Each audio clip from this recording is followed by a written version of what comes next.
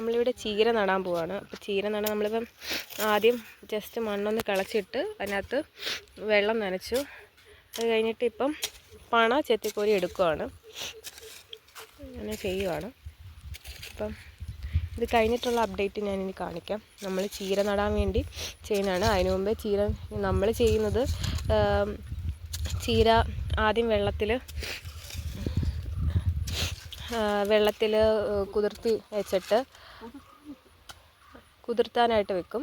അതിനുശേഷം നമ്മൾ ഒരു മണിക്കൂർ അങ്ങനെ വെച്ചേക്കും. അത് കഴിഞ്ഞിട്ടാണ് നമ്മളിപ്പോൾ പണ ഒരുക്കുന്നത്. ഇന്ന് തന്നെ ചീര ഇടാൻ വേണ്ടിയാണ് ഇപ്പോൾ പണ ഒരുക്കുന്നത്.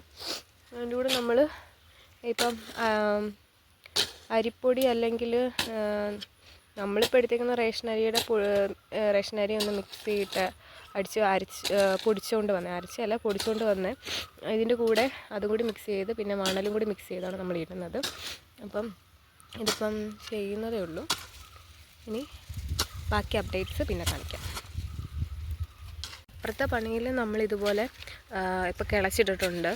അത് നമ്മൾ ചീര നടാനും പിന്നെ അപ്പുറത്ത് ചെയ്യുന്ന 2 പണ നമ്മൾ വേറെ എന്തെങ്കിലും കൃഷി ചെയ്യാനായിട്ടാണ്. അപ്പോൾ നമ്മൾ അതിൻ്റെ അപ്ഡേറ്റ്സ് കാണിക്കും. ഈ നിൽക്കുന്ന ചീര എന്ന് പറഞ്ഞാൽ എല്ലാം പൂത്ത ചീരകളാണ്. അതുകൊണ്ട് നമുക്ക് ആയാലും എടുക്കാനായിട്ട് നല്ല ചീരയല്ല. ഇപ്പോൾ ഇതെല്ലാം എടുത്ത് കളയണം.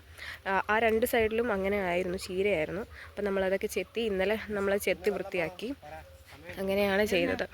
ഇത് സെയിം ഇതുപോലെ പണയൊരുക്കി നമ്മളിവിടെ നട്ടേക്കുന്നത് പച്ചച്ചീരയാണ്. നമ്മൾ പച്ചച്ചീര അങ്ങനെ അധികം നട്ടിട്ടില്ല. അപ്പം പച്ചച്ചീര നട്ടിട്ടുണ്ട്. ഇതിപ്പോൾ ഒരു ദിവസം കഴിഞ്ഞു. ഇന്ന് നമ്മൾ വന്നിട്ട് വെള്ളം ഒഴിച്ചതാണ്. ഒന്നും കിളിർത്തൊന്നും വന്നിട്ടില്ല ചീര. കുറച്ച് ദിവസം എടുക്കുമായിരിക്കും കിളിർത്തൊക്കെ വരെ. നമ്മൾ നല്ലപോലെ വെള്ളം ഒഴിച്ചിട്ടേക്കാണ്. ഇതിപ്പോൾ ഈ ചീനിക്കമ്പ് നമ്മളിങ്ങനെ ഇട്ടേക്കുന്നതെന്ന് വെച്ച് കഴിഞ്ഞാൽ ഈ പട്ടികളൊക്കെ വന്ന് ഭയങ്കര ശല്യമാണ്. ഇവിടെ പട്ടിയും പന്നിയും മുള്ളൻപന്നിയുടെയൊക്കെ നല്ല ശല്യമുണ്ട്. അപ്പോൾ അതുകൊണ്ടാണ് ഇങ്ങനെ ഈ ചീനിക്കമ്പ് ഇങ്ങനെ ഇട്ടേക്കുന്നത്. മുളച്ച് വരുമ്പോൾ നമുക്ക് ചീനിക്കമ്പ് മാറ്റുന്നതായിരിക്കും. ഇതിപ്പോൾ ഞാൻ കുറച്ച് ദിവസത്തിന് ശേഷം എടുക്കുന്ന വീഡിയോ ആണ്. ഇപ്പം നമ്മളുടെ ചീരയൊക്കെ കുരുത്തിട്ടുണ്ട്. നമ്മളിപ്പം ഇതിന് വെള്ളം ഒഴിച്ചിട്ടുണ്ട് ചീരയിൽ. അപ്പം അന്ന് എനിക്ക് ബാക്കി വീഡിയോ ആയിട്ട് എടുക്കാൻ പറ്റിയില്ല. പിന്നെ അതിന് ശേഷം നമ്മളിപ്പം ഇപ്പോൾ എനിക്ക് തോന്നുന്നു ഒരാഴ്ചയോളം ആയെന്ന് തോന്നുന്നു. ചീരയൊക്കെ നല്ലപോലെ കുരുത്ത് വരുന്നുണ്ട്.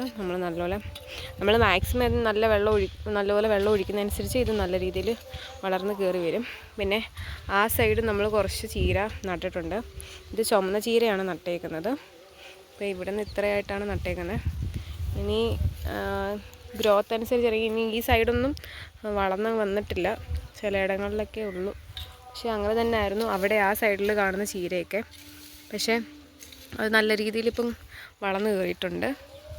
അതുപോലെ തന്നെ പരീക്ഷണം എന്ന രീതിയിൽ നട്ടതാണ് ഇതുപോലെ ഈ പച്ചച്ചീര.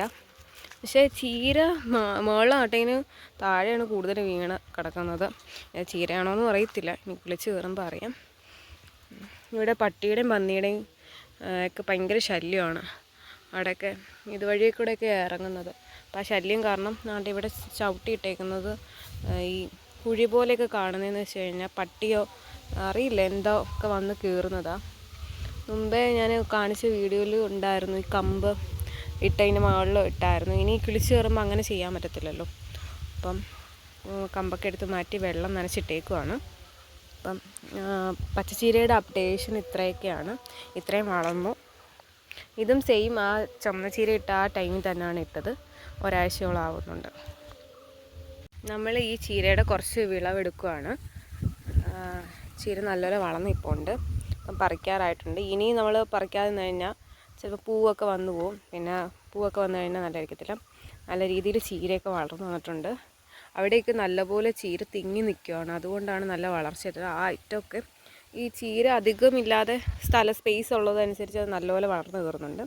അപ്പം നമ്മുടെ ചീര നമ്മൾക്ക് വീട്ടിലെ ആവശ്യത്തിനും അതുപോലെ തന്നെ പുറത്ത് കൊടുക്കാനും വേണ്ടിയൊക്കെയാണ് നമ്മൾ ഈ ചീര പറിക്കുന്നത്, കൊണ്ടുപോയി കൊടുക്കാനായിട്ടൊക്കെ.